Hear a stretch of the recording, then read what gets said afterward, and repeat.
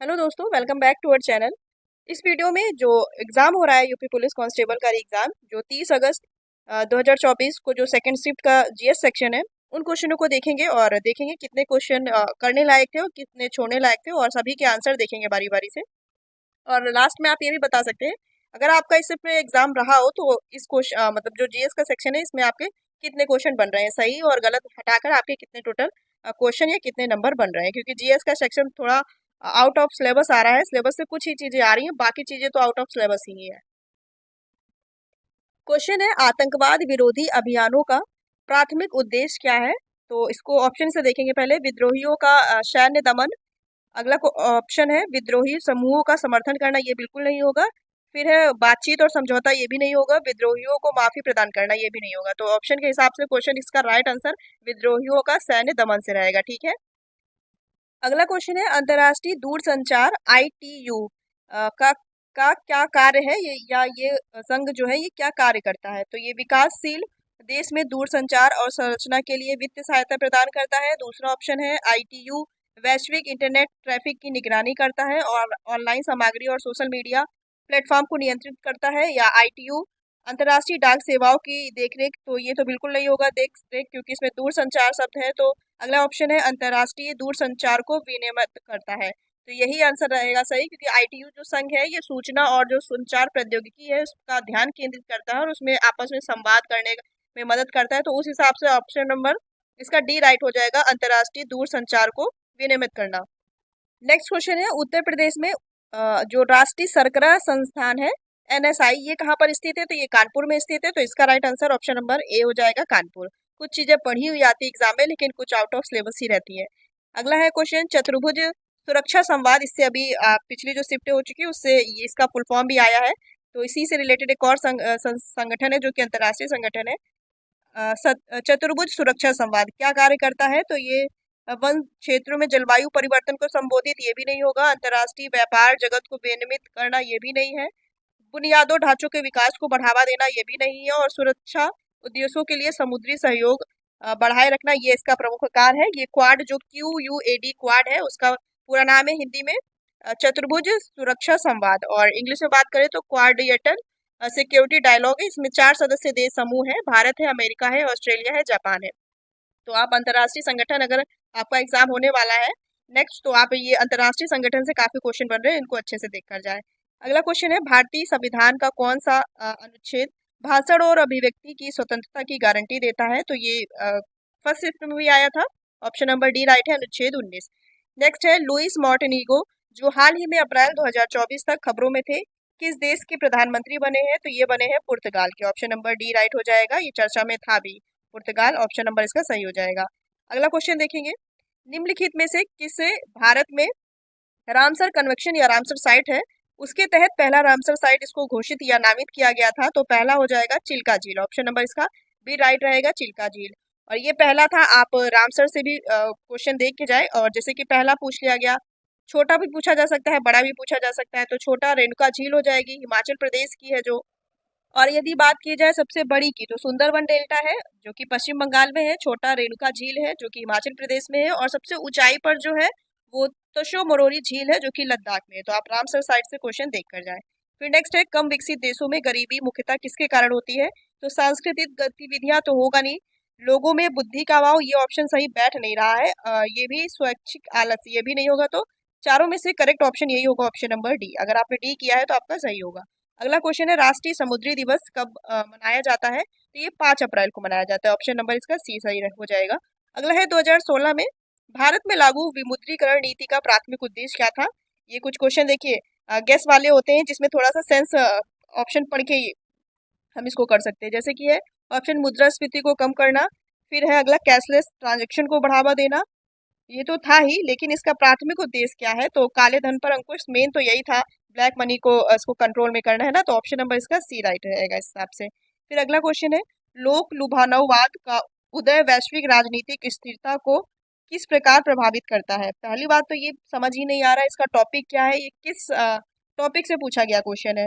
राजनीतिक ध्रुवीकरण बढ़ाकर और लोकतांत्रिक संस्थाओं को कमजोर कर कर राष्ट्रीय हितों पर ध्यान केंद्रित कर कर अंतर्राष्ट्रीय सहयोग को मजबूत करके साझा वैश्विक चुनौतियों का समाधान करके।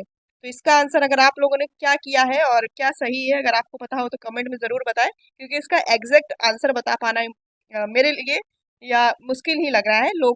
लोक लुभानावाद का उदय वैश्विक राजनीतिक स्थिरता को किस तरह प्रभावित करता है। चलिए अगला क्वेश्चन, कुछ क्वेश्चन ये विवादित लास्ट में जब देखेंगे तो कुछ जब आंसर किया गया तो कुछ क्वेश्चन जरूर विवादित रहेंगे, उनमें से ये क्वेश्चन ये भी लग रहा है। अगला क्वेश्चन है सीपीसीबी का मतलब क्या है, या इसका पूरा नाम फुल फॉर्म पूछ रहा है, जैसे कि फुल फॉर्म काफी मात्रा में पूछे जा रहे हैं एग्जाम में। तो सीपीसीबी का पूरा नाम है control pollution central board option है, और अगला है सेंट्रल पॉल्यूशन कंट्रोल बोर्ड, फिर है कंट्रोल पॉल्यूशन कंट्रोल बोर्ड, ये तो बिल्कुल नहीं होगा, सेंट्रल पॉल्यूशन कंट्रोल बोर्ड। तो शेल इसके ऑप्शन तो ये दोनों यही लग रहे हैं, अच्छा ये कंट्रोल है, ठीक है, तो यही ऑप्शन राइट हो जाएगा, central central pollution control board, ये वाला ऑप्शन सही होगा, क्योंकि इतने सारे शब्द में चार शब्द है और चारों को आपस में घुमा दिया गया है, तो सेंट्रल पॉल्यूशन कंट्रोल बोर्ड, ये ऑप्शन नंबर इसका बी राइट हो जाएगा। अगला क्वेश्चन देखेंगे क्या है नेक्स्ट। मानो कि ये दोनों क्वेश्चन हिंदी सेक्शन के आ गए हैं, तो इसको आप जीएस सेक्शन में स्किप कर सकते हैं। अगला क्वेश्चन है राजस्थान राज्य के मुख्यमंत्री जो जून 2024 तक कौन है, तो कौन है, भजन लाल शर्मा, ऑप्शन नंबर इसका बी राइट रहेगा। अगला क्वेश्चन देखेंगे डंपिंग का तात्पर्य क्या है, तो डंपिंग का मतलब है विदेशों में कम कीमत पर सामान खरीदना और स्थानीय स्तर पर ऊंची कीमत पर बेचना। अगला है महंगे माल को कम कीमत पर बेचना, ये तो है नहीं। ट्रैफिक कम करना, ये भी नहीं लग रहा है। विदेशों में उनकी लागत और उनके मूल्य बाजार की कीमत में कीमत से कम कीमत पर माल बिक्री, ऑप्शन नंबर इसका डी राइट रहेगा।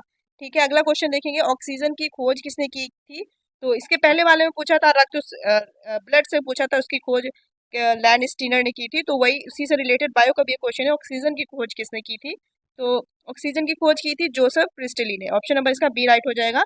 आने वाले शिफ्ट के लिए जो बायो में कुछ खोज आविष्कारक हैं उनका थोड़ा सा देख के जाए। अगला क्वेश्चन देखेंगे सिंधु जल संधि पर वर्ष में कब हस्ताक्षर हुए थे, तो सिंधु जल संधि में हस्ताक्षर हुए थे 1960 में, ऑप्शन नंबर इसका ऑप्शन नंबर डी राइट रहेगा। अगला क्वेश्चन है पुस्तक डिस्कवरी ऑफ इंडिया किसके द्वारा लिखी गई, तो ये सभी आंसर इसका दे पाएंगे पंडित जवाहरलाल नेहरू, ठीक है, discovery of India option number A right है। अगला है 2016 की नोटबंदी में पुराने नोट प्रस्तुत करने की अंतिम तिथि क्या थी, तो इसको तो अगर आपने नहीं पढ़ा तो उसको ऑप्शन से ऐसे कर सकते हैं, जैसे कि 8 नवंबर 2016 को ये नोटबंदी का डेट आई थी 8 नवंबर 2016, तो 8 नवंबर से पहले 20 नवंबर तो होगा नहीं, क्योंकि उसके 4 दिन बाद तो कर नहीं देंगे, इसको नेग्लेक्ट कर दो। और 15 अक्टूबर अक्टूबर नवंबर, तो अक्टूबर तो बिल्कुल ही नहीं हो सकता, है ना, बचा 30 और 31 दिसंबर, अगर आप इसमें करे होंगे तो इसमें से सही हो जाएगा। वैसे इसका right answer option number B है, 30 दिसंबर, है ना, अगर आपने 30 किया होगा तो सही हो जाएगा। अगला क्वेश्चन देखेंगे निम्नलिखित में से कौन सा भारतीय रिजर्व बैंक का कार्य नहीं है, तो विदेशी कार्य का विनिमय, शेयर बाजार को विनियमित करना, या करेंसी नोट जारी करना, मौद्रिक नीति का संचालन करना। इसमें पूछ रहा है कौन सा नहीं है, तो विदेशी मुद्रा ये भी हो जाएगा, करेंसी नोट भी हो जाएगा, मौद्रिक या मॉनेटरी पॉलिसी से ये भी रिलेटेड है आरबीआई। इसका राइट आंसर हो जाएगा शेयर बाजार को विनियमित करना। अगर आप अच्छे से क्वेश्चन पढ़ के चारों ऑप्शन नेग्लेक्ट करना चाहेंगे तो आप कर ले जाएंगे। शेयर बाजार का ये स्टॉक मार्केटिंग का तो काम है नहीं आरबीआई का, है ना, तो ऑप्शन नंबर इसका बी राइट रहेगा। अगला है आईजीएसटी में आई का क्या मतलब है, या आई का जो जीएसटी के टाइप होते हैं आईजीएसटी, एसजीएसटी, यूटीजीएसटी, तो उसी का फुल फॉर्म में से आई का मतलब पूछ रहा है, क्योंकि जीएसटी का सभी को पता है, तो इसका आंसर हो जाएगा ऑप्शन नंबर सी रहेगा, integrated goods and service tax है, तो आई का पूछा है तो इंटीग्रेटेड हो जाएगा, सी ऑप्शन सही रहेगा। अगला है ऑस्ट्रेलिया की राजधानी कौन सी है, तो ऑस्ट्रेलिया की राजधानी कैनबरा है, ऑप्शन नंबर इसका बी राइट रहेगा, कैनबरा। नेक्स्ट क्वेश्चन है निम्नलिखित में से कौन सा सोशल मीडिया प्लेटफॉर्म नहीं है, तो इंस्टाग्राम भी है, फेसबुक भी है, ट्विटर भी है, और ट्विटर मतलब जो एक्स है वो भी है, नौकरी नहीं है, क्योंकि नौकरी.com एक सर्च इंजन है जिसमें जॉब सर्च की जाती है, तो ये नौकरी इसका राइट आंसर हो जाएगा ऑप्शन नंबर बी, ये तो सभी का सही होगा। अगला है भारत के संविधान के डैश के अनुसार साइबर अपराध राज्य के विषयों के अंतर्गत आते हैं, तो जो साइबर अपराध है ये 7वीं अनुसूची के अंतर्गत राज्य सूची का विषय है, ऑप्शन नंबर इसका सी राइट रहेगा। अगला क्वेश्चन देखेंगे मृच्छकटिकम या छोटी मिट्टी की गाड़ी किसके द्वारा लिखी गई, जो मृच्छकटिकम का शाब्दिक अर्थ है छोटी मिट्टी की गाड़ी, तो ये लिखी गई है शूद्रक के द्वारा, ऑप्शन नंबर इसका राइट रहेगा शूद्रक। आप ये जो कुछ किताबें हैं इतिहास वाली उसको भी थोड़ा पढ़ के जाएं, क्योंकि उससे भी क्वेश्चन आपको हो सकता है, ये सब जो ये शिफ्ट चल रही है तो नेक्स्ट पूछ लिया जाए। नेक्स्ट है भारत के प्रथम गवर्नर जनरल कौन थे? तो भारत के प्रथम गवर्नर जनरल थे Lord William Bentinck. Option number D right हो जाएगा। अगला क्वेश्चन है, स्वार्ज सिनोप्टिक सर्वे टेलीस्कोप LSST का मुख्य कार्य क्या है? जैसे कि इसमें टेलीस्कोप है, तो टेलीस्कोप मतलब दूरबीन से सेंस लगा सकते हैं। तो ये LSST का मुख्य कार्य पूछा जा रहा है, तो इसका फुल फॉर्म LSST का लार्ज सिंटोमिक सर्वे टेलीस्कोप, ठीक है, जैसे कि सर्वेक्षण दूरबीन कह सकते हैं। तो डार्क एनर्जी और डार्क मैटर अध्ययन के लिए ये right answer option number A हो जाएगा इसका। अगला क्वेश्चन है, निम्नलिखित में से किसे कोशिका का पावर हाउस कहते हैं? तो माइट्रोकॉन्ड्रिया है जिसे कोशिका का पावर हाउस कहते हैं, याद रखेंगे। अगला क्वेश्चन है, मानवाधिकार की सार्वभौमिक घोषणा अपनी 75वीं वर्षगांठ कब मनाई? तो ये मनाई 10 दिसंबर 2023 को। 10 दिसंबर 1948 को ये जो मानवाधिकार की सार्वभौमिक घोषणा है ये की गई थी। तो उससे आप राइट आंसर 10 दिसंबर 2023 सही कर सकते हैं। नेक्स्ट क्वेश्चन देखेंगे, भारत में पहली पंचवर्षीय योजना कब लागू की गई थी? तो 1951। ऑप्शन नंबर सी राइट रहेगा, 1951। अगला है, नाइट्रोजन का रासायनिक सूत्र क्या है? N2 राइट आंसर हो जाएगा। नाइट्रोजन का रासायनिक सूत्र क्या है? N2। और नाइट्रस ऑक्साइड होगा तो N2O हो जाएगा।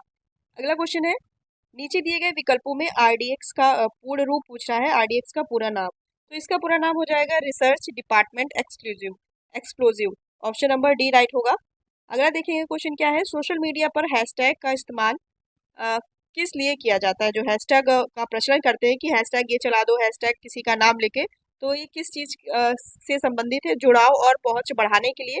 तो यही ऑप्शन लग रहा है। कंटेंट कम करने के लिए ये होगा नहीं, किसी पोस्ट को हटाने के लिए ये भी नहीं होगा, लाइक कम करने के लिए, इन सबसे तो कोई सेंस बन नहीं रहा है। तो जुड़ाव और पहुंच बढ़ाने के लिए ऑप्शन नंबर ए राइट हो रहेगा इसका।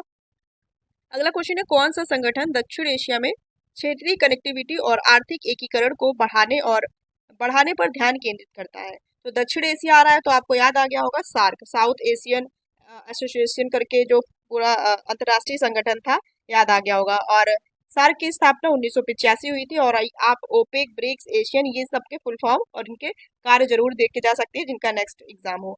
अगला क्वेश्चन है, अनुसंधान में डबल ब्लाइंड अध्ययन का उपयोग करने का मुख्य लाभ क्या है? ये भी नहीं पता चल रहा है किस टॉपिक का है। इसी तरह जो अभी फर्स्ट शिफ्ट थी उसमें भी कुछ अनुसंधान और विश्लेषण से रिलेटेड था। तो ये शोधकर्ता के पूर्व ग्रह को दूर करता है।